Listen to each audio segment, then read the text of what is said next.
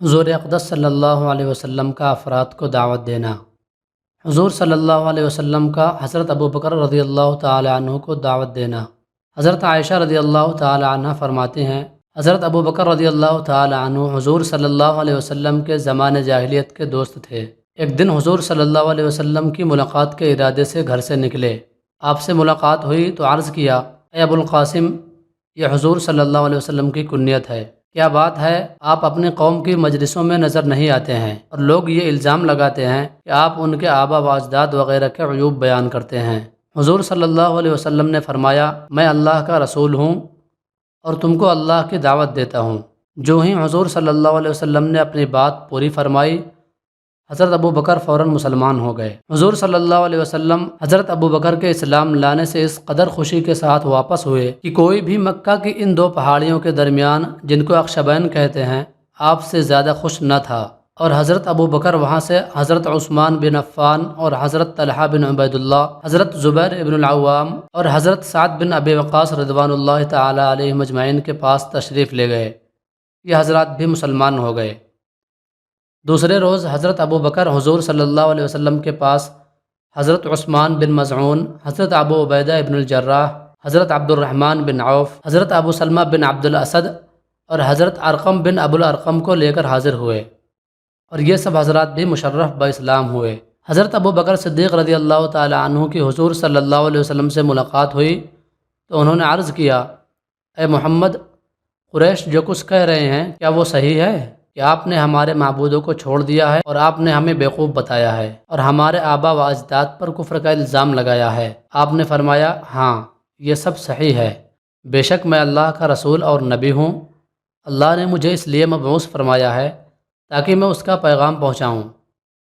میں تمہیں یقین کے ساتھ اللہ کی دعوت دیتا ہوں۔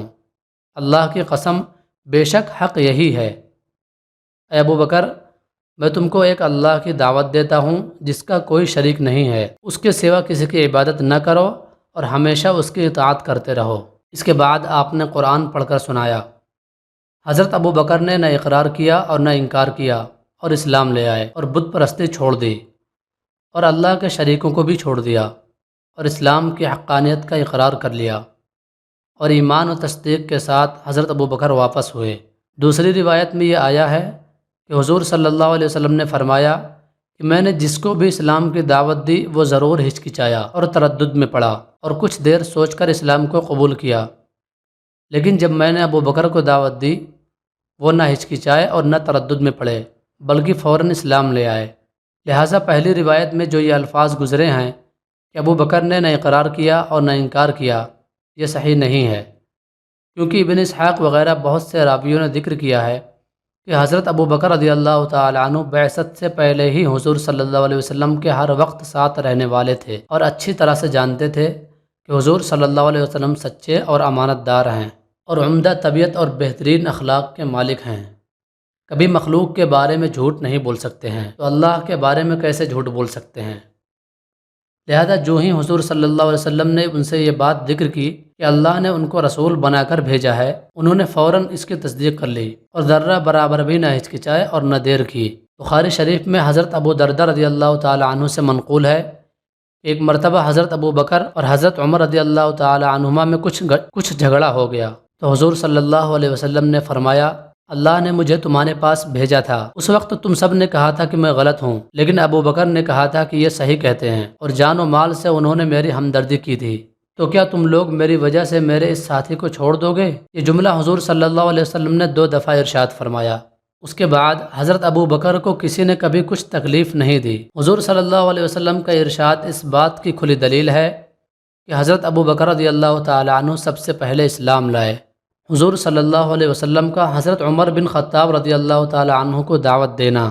حضرت عبداللہ بن مسعود رضی اللہ تعالی عنہ فرماتے ہیں کہ حضور صلی اللہ علیہ وسلم نے یہ دعا مانگی، اے اللہ، اسلام کو عمر بن خطاب یا ابو جہل بن ہشام کے ذریعے قوت عطا فرما۔ چنانچہ اللہ تعالیٰ نے آپ کی دعا حضرت عمر بن خطاب رضی اللہ تعالی عنہ کے حق میں قبول فرما لی، اور اللہ تعالیٰ نے ان کو اسلام کی بنیادوں کے مضبوط ہونے کا اور بت پرستی کی عمارت کے گر جانے کا ذریعہ بنایا۔ حضرت صوبان رضی اللہ تعالیٰ عنہ کی ایک حدیث صحابہ کرام رضوان اللہ تعالیٰ علیہ مجمعین کے سختیاں برداشت کرنے کے باب میں آگے آئے گی۔ اس میں حضرت عمر کی بہن فاطمہ اور ان کے خاوند سعید بن زید کی تکلیف برداشت کرنے کا ذکر ہے، اور پھر اس حدیث میں یہ مضمون ہے کہ حضور صلی اللہ علیہ وسلم نے حضرت عمر رضی اللہ تعالیٰ عنہ کے دونوں بازوؤں کو پکڑ کر جھنجھوڑا اور فرمایا، تمہارا کیا ارادہ ہے اور تم کیوں آئے ہو؟ حضرت عمر نے کہا کہ آپ جس چیز کی دعوت دے رہے ہیں وہ میرے سامنے پیش فرمائیں۔ آپ نے فرمایا کہ اس بات کی گواہی دو کہ اللہ کے سوا کوئی معبود نہیں، وہ اکیلا ہے، اس کا کوئی شریک نہیں، اور محمد صلی اللہ علیہ وسلم اس کے بندے اور رسول ہیں۔ حضرت عمر یہ سنتے ہی اسی جگہ اسلام لے آئے، اور حضرت عمر نے عرض کیا، آپ اس گھر کو چھوڑیں اور مسجد حرام تشریف لے چلیں، وہاں جا کر کافروں کے سامنے کھلم کھلا اللہ کی عبادت کریں۔ حضرت اسلم کہتے ہیں کہ ہم سے حضرت عمر رضی اللہ تعالیٰ عنہ نے فرمایا، کیا تم لوگ چاہتے ہو کہ میں اپنے ابتداء اسلام کا قصہ بیان کروں؟ ہم نے کہا جی ضرور۔ آپ نے فرمایا، میں حضور صلی اللہ علیہ وسلم کے بڑے دشمنوں میں سے تھا۔ صفا پہاڑی کے قریب ایک مکان میں حضور صلی اللہ علیہ وسلم تشریف فرما تھے۔ میں آپ کی خدمت میں حاضر ہوا اور آپ کے سامنے بیٹھ گیا۔ آپ نے میرا گریبان پکڑ کر فرمایا، اے خطاب کے بیٹے، مسلمان ہو جا، اور ساتھ ہی یہ دعا کی کہ اے اللہ اسے ہدایت عطا فرما۔ میں نے فوراً کہا، اشہد ان لا الہ الا اللہ و اشہد انک رسول اللہ۔ فرماتے ہیں، میرے اسلام لاتے ہی مسلمانوں نے اتنی بلند آواز سے تکبیر کہی جو مکہ کی تمام گلیوں میں سنائی دی۔ حضور صلی اللہ علیہ وسلم کا حضرت عثمان بن عفان رضی اللہ تعالی عنہ کو دعوت دینا۔ حضرت عمر بن عثمان رضی اللہ تعالی عنہ کہتے ہیں کہ حضرت عثمان رضی اللہ تعالی عنہ نے فرمایا کہ میں اپنی خالہ عروہ بنت عبد المطلب کے پاس ان کی بیمار پرسی کے لیے گیا۔ کچھ دیر بعد حضور صلی اللہ علیہ وسلم وہاں تشریف لے آئے۔ میں آپ کو غور سے دیکھنے لگا اور آپ کی نبوت کا تھوڑا بہت تذکرہ ان دنوں سن چکا تھا۔ آپ نے میری طرف متوجہ ہو کر فرمایا، اے عثمان، تمہیں کیا ہوا؟ مجھے غور سے دیکھ رہے ہو؟ میں نے کہا، میں اس بات پر حیران ہوں کہ آپ کا ہمارے میں بڑا مرتبہ ہے اور پھر آپ کے بارے میں ایسی باتیں کہی جا رہی ہیں۔ اس پر آپ نے فرمایا، لا الہ الا اللہ، اللہ گواہ ہے کہ میں یہ سن کر کانپ گیا۔ پھر آپ نے یہ آیت تلاوت فرمائی، وَفِي السَّمَاءِ رِزْقُكُمْ وَمَا تُوعَدُونَ فَوَرَبِّ السَّمَاءِ وَالْأَرْضِ إِنَّهُ لَحَقٌّ مِثْلَ مَا أَنَّكُمْ تَنطِقُونَ، جس کا ترجمہ یہ ہے، اور آسمان میں ہے روزی تمہاری اور جو تم سے وعدہ کیا گیا، سو قسم ہے رب آسمان اور زمین کی کہ یہ بات تحقیق ہے جیسے کہ تم بولتے ہو۔ پھر حضور صلی اللہ علیہ وسلم کھڑے ہوئے اور باہر تشریف لے گئے۔ میں بھی آپ صلی اللہ علیہ وسلم کے پیچھے چل دیا اور آپ کی خدمت میں حاضر ہو کر مسلمان ہوا۔ حضور صلی اللہ علیہ وسلم کا حضرت علی بن ابی طالب رضی اللہ تعالی عنہ کو دعوت دینا۔ حضرت علی بن ابی طالب رضی اللہ تعالی عنہ حضور صلی اللہ علیہ وسلم کی خدمت میں حاضر ہوئے تو حضور صلی اللہ علیہ وسلم اور حضرت خدیجہ رضی اللہ تعالی عنہ دونوں نماز پڑھ رہے تھے۔ تو حضرت علی نے پوچھا، اے محمد، یہ کیا ہے؟ حضور صلی اللہ علیہ وسلم نے فرمایا، یہ اللہ کا وہ دین ہے جسے اللہ نے اپنے لیے پسند کیا ہے اور جسے دے کر اپنے رسولوں کو بھیجا۔ میں تم کو اللہ کی طرف دعوت دیتا ہوں جو کہ اکیلا ہے، جس کا کوئی شریک نہیں، کہ تم اس کی عبادت کرو اور لات و عزا دونوں بتوں کا انکار کر دو۔ حضرت علی نے کہا، یہ ایسی بات ہے جو آج سے پہلے میں نے کبھی نہیں سنی، اس لیے میں اپنے والد ابو طالب سے پوچھ کر ہی اس کے بارے میں کچھ فیصلہ کروں گا۔ آپ نے اس بات کو پسند نہ فرمایا کہ آپ کے اعلان سے پہلے آپ کا راز فاش ہو جائے، تو ان سے فرمایا، اے علی، اگر تم اسلام نہیں لاتے ہو تو اس بات کو چھپائے رکھو۔ حضرت علی نے اسی حال میں رات گزاری، پھر اللہ نے ان کے دل میں مسلمان ہونے کا شوق پیدا فرما دیا۔ اگلے روز صبح ہوتے ہی حضور صلی اللہ علیہ وسلم کی خدمت میں حاضر ہوئے اور عرض کیا، کل میرے سامنے آپ نے کیا بات پیش فرمائی تھی؟ آپ نے فرمایا، اس بات کی گواہی دو کہ اللہ کے سوا کوئی معبود نہیں، جو کہ اکیلا ہے، اس کا کوئی شریک نہیں، اور لات و عزا کا انکار کر دو اور اللہ کے تمام شریکوں سے برات کا اظہار کرو۔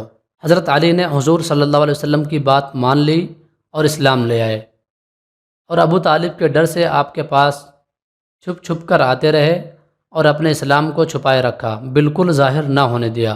حبہ عرنی کہتے ہیں، میں نے حضرت علی رضی اللہ تعالیٰ عنہ کو ایک دن ممبر پر ہنستے ہوئے دیکھا، اور اس سے پہلے کبھی اتنا زیادہ ہنستے ہوئے نہیں دیکھا تھا کہ آپ کے دانت ظاہر ہو جائیں۔ مجھے ابو طالب کی ایک بات یاد آئی کہ ایک روز ابو طالب ہمارے پاس آئے اور میں بطن نخلا میں حضور صلی اللہ علیہ وسلم کے ساتھ نماز پڑھ رہا تھا، تو انہوں نے کہا، اے میرے بھتیجے، تم دونوں کیا کر رہے ہو؟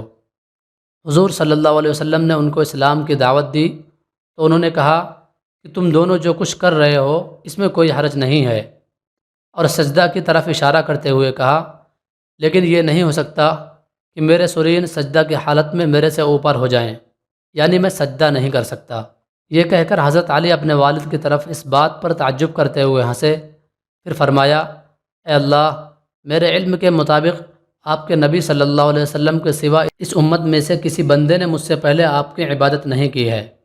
یہ بات 3 دفعہ کہی اور فرمایا، میں نے تمام لوگوں سے 7 سال پہلے نماز پڑھنی شروع کر دی تھی۔